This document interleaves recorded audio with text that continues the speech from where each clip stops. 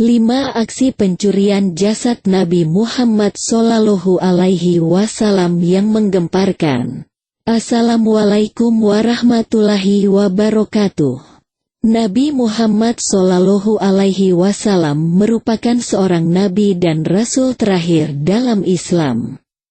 Ia meninggal dunia di Madinah pada Senin, 12 Rabiul Awal 11 Hijriah atau tanggal 8 Juni tahun 632 Masehi.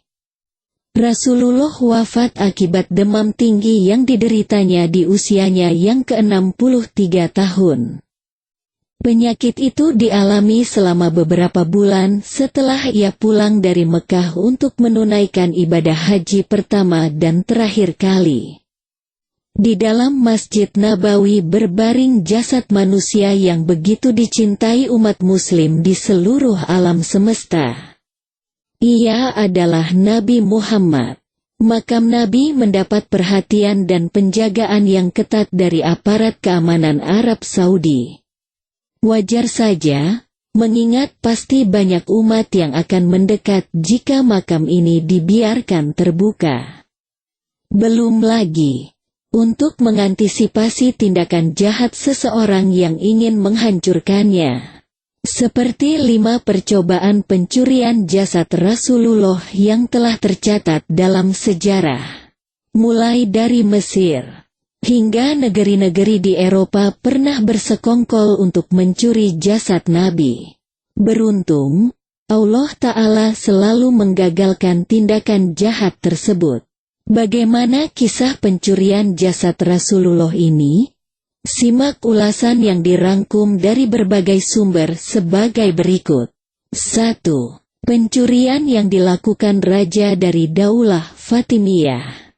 Seorang raja Daulah Fatimiyah bernama Al-Hakim Biamrillah memerintahkan para penjahat agar mencuri jasad Nabi Muhammad Shallallahu Alaihi Wasallam.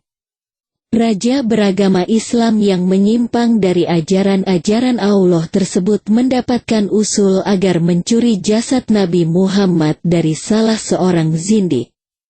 Seperti ditulis oleh Muhammad Ilyas Abdul Ghani dalam buku sejarah Masjid Nabawi Asy-Syarif, upaya pencurian jasad tersebut guna menarik perhatian masyarakat dan dunia.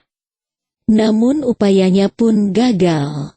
Karena Allah Ta'ala telah mengirimkan angin besar ke Madinah yang membuat bumi bergoncang pada malam ketika rencana tersebut dijalankan. 2. Masa Al-Hakim Biamrillah Al-Ubaidi periode kedua. Meski Al-Hakim sempat gagal ketika hendak mencuri makam Rasulullah, hal itu tidak memberikannya efek jera, malah berinisiasi untuk melakukannya kembali. Kali ini, ia menyuruh prajuritnya untuk memasuki Madinah. Rencana itu berjalan mulus. Prajurit Al-Hakim berhasil masuk ke Madinah dan memulai menggali tanah menuju makam Rasulullah. Tetapi, rencana itu gagal untuk kedua kalinya. Ketika ia sedang menggali tanah, terdengar seruan di tengah masyarakat Madinah, Nabi kalian akan digali kuburannya. Mendengar itu, masyarakat langsung merespons seruan itu. Mereka pun akhirnya menangkap basah prajurit Al-Hakim yang di tengah penangkapan. Ia pun langsung menangkap dan diberikan hukuman. Sungguh hanya pertolongan dari Allah yang dapat niat jahat itu. 3. Penguasa Eropa. Peristiwa rencana penculikan jasad Nabi Muhammad SAW oleh penguasa Eropa terjadi pada tahun 1164 atau 557 H. Hal tersebut ditulis oleh sejarawan Ali Hafiz dalam kitab Fusul min Tarihi Al-Madinah Al-Munawwarah. Ketika itu, masa perang salib membuat keadaan umat Islam melemah dan para penguasa Eropa sepakat untuk mencuri jasad Nabi Muhammad. Sebanyak 2 orang utusan penguasa Eropa menyamar ketika musim haji untuk mencuri jasad sang Nabi. Setelah melakukan pengintaian dan mencari peluang, kedua utusan ini nekat menyewa sebuah rumah di dekat makam Rasul, tepatnya di sekitar Masjid Nabawi, dan membuat lubang dari dalam kamar penginapan untuk menuju ke makam Rasulullah. Namun, atas izin Allah Ta'ala, rencana keji tersebut kembali berhasil digagalkan.